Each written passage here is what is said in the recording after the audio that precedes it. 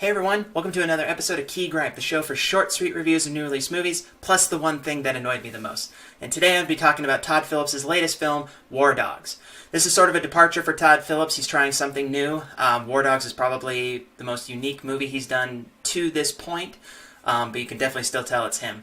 Basic premise is Miles Teller and Jonah Hill play two guys who were once upon a time friends who, when they reunite as 20-something adults, Jonah Hill is working in the arms business, and Miles Teller is kind of a man looking for direction in life, not to mention trying to find a dollar to be able to support his wife and unborn child.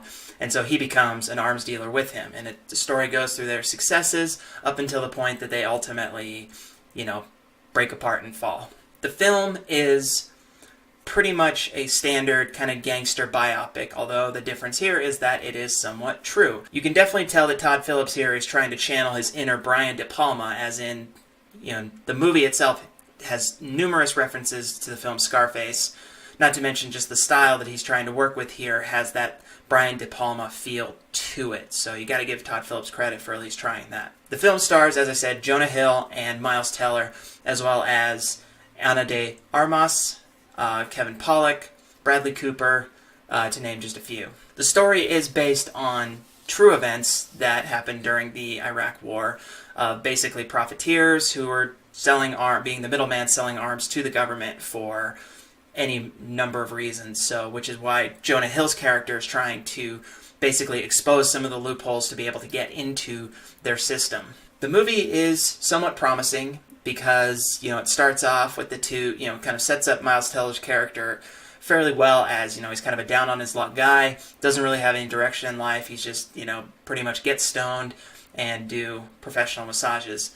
But then, when his friend kind of comes back into his life, when Jonah Hill comes back, he sees an opportunity to get something more out of his life. But obviously, when they first, come together and start working, they sort of build up their business, and then when their business is like right on the brink of falling apart, they go and do something crazy, namely running guns in Iraq during the Iraq War. So a pretty dangerous venture, but for them, it makes them legends. And that's something that you get throughout the movie. You get this idea of them being legends because they go back to when they were in basically grade school, and they got arrested for doing something illicit there, and it made them these legends among their peers and classmates. So they sort of want to recapture that fire again as these two friends. The problem is also obviously that one of the characters has somewhat of a moral center. He's got something that he's fighting for, whereas the other one is completely driven by money and profit and gain, not to mention screwing people over. And he's warned early on that that Jonah Hill's character Ephraim is a dangerous person, and he's not to be trusted, but he doesn't listen because ultimately money talks, and he needs money to support his growing family now. Like I said, I gotta give Todd Phillips credit here for taking on something that is outside of his element, but then again, I also kind of see that this is the direction that Todd Phillips has been going. His last few movies have included things like Hangover Part 3, which is easily the worst of the Hangover trilogy, but the reason we think it's the worst is because it tried to be something other than what we saw with the original Hangover. It tried to capture that, craziness of the original, but in sort of a different tone. It made it much more of a gangster movie, a crime movie. It had a lot more dramatic elements, and the jokes certainly didn't land. War Dogs is almost the extension of Hangover Part 3. Only difference is that it almost feels like this movie is meant to be a drama, which is part of the problem, is because this movie was absolutely marketed as a comedy, and pretty much every comedic scene in the movie was in the trailer. So it's almost like they decided the only way this movie is going to sell is if it's a comedy. If we show it as sort of this unhinged film, it's very funny, it takes on a real subject, but at least is somewhat absurdist. That isn't the case. Essentially, what it tried to do was be Lord of War without the absurdist humor. Lord of War immediately is the movie that I thought of when it came to arms dealing and, that sort of business, and Lord of War did it better. Ultimately, Lord of War had that absurdist comic. It's, that comedy, the absurdist element, the surrealist element, which Andrew Niccol brought to his movie with the help of Nicolas Cage. Whereas this movie obviously tried to be grounded more in the real, but the absurdist comedy almost tried to come out in pieces. It almost tried to jut through the fold of this movie. Characters themselves are pretty flat. They're fairly wooden characters. No character really stands out. Obviously, Jonah Hill's character, you really want to hate him because of who he is, how he acts, his behavior, his mentality. Everything about him is somebody you are supposed to hate.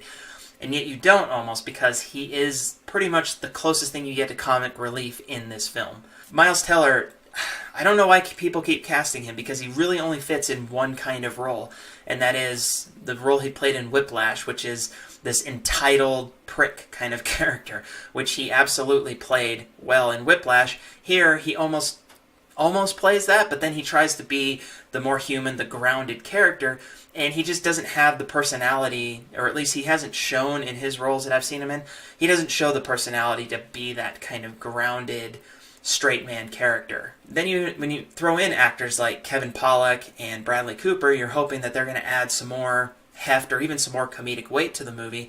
Neither of them do. Kevin Pollak kind of does here and there, but for the most part, his character is very much a secondary character. And when he's brought back into the movie late in the story, it's just kind of as a, oh yeah, I forgot about him. Same with Bradley Cooper, who, Todd Phillips obviously directed in the 3 Hangover movies. In this case, he's very stern, which fits his character well as, this arms dealer who's on the terrorist watch list. But ultimately, you would expect a little bit more depth to the characters. The characters in this movie don't really have a lot of depth. And you get to the end of the movie and you're wondering, do I care about any of these characters? Do I want Miles Teller to succeed for the sake of his family? I mean, his wife sticks with him, even though it's like they talk about their principles early on in the movie, and they're willing to throw it out the door entirely just for some money. It's very flimsy how the plot progresses is very flimsy. But I will say the movie looks good. Todd Phillips does a great job direction. He seems to be getting better at direction. I don't know if The Hangover changed something in him or it made him a better director, because before that, what was he doing? He was doing movies like Road Trip and Old School, which are funny movies. They're ridiculous movies, but they're not exactly directorial genius. Whereas The Hangover, he started to do some new things, try some different things, step out of his element. Here, he's absolutely out of his element. He's completely doing something new, and honestly, it looks good. It does pay off. Granted, the material might not be as interesting as it could be. Again, I'm thinking Lord of War throughout this movie. I want it to be absurd, and it just never does. It never clicks as absurdity. And that's my key gripe. Not that it's not as good as Lord of War, but that it doesn't quite know what genre it is. And when I talk about the flat characters, that's because there are times where you're expecting them to say something funny and humorous and try to be the comedic characters, but then it doesn't land, and it feels more like it's almost a comedic line, but in a dramatic moment, which is strange because, again, the movie was marketed as a comedy, and so all these lines were supposed to be humorous, but they end up coming across just as, very flat. This movie doesn't know what genre it wants to be, because it wants to be a type of absurdist Todd Phillips movie, but it also wants to be a Brian De Palma drama, like a gangster movie. Almost like, even pulling in Goodfellas. There are times where this movie almost feels like Goodfellas, but it never fully lands because it never chooses what genre it wants to be. When you finally get to the end of the movie, and they get to the conclusion, which has this almost, kind of comedic wrap-up, it just kind of fizzles out. The movie, the pacing is, fairly smooth, but you just kind of get to the end and you realize nothing really happened. There's no big moment. There's never a moment here where you feel the drama. There's also never a moment where you're laughing your ass off. It doesn't know what it wants to be, and I think it wants to be two different things and never succeeds at doing so. So that's my key gripe, is this movie is uneven in terms of fundamentally what it wants to be. And I blame the studio partially for trying to market this movie as a comedy, because when you go in with that expectation and realize it's not a comedy, it's Todd Phillips doing Brian De Palma, then you're going to leave disappointed. If you went in thinking this movie is Todd Phillips doing Brian De Palma, you're also going to leave disappointed because the characters just don't have that heft that someone like De Palma or Scorsese could bring. So, War Dogs, decent movie, entertaining, but somewhat of a letdown. I'm going to give it a 6.5, ultimately my rating. So let me know what you think. If you've seen War Dogs, if you're one of the 5 people who have, let me just know what you think. If you liked it, if you didn't like it, if you agree, disagree, let me know in the comments below. And as always, thanks a lot for watching. I appreciate each and every one of you. So thanks a lot. See you next time. Bye-bye.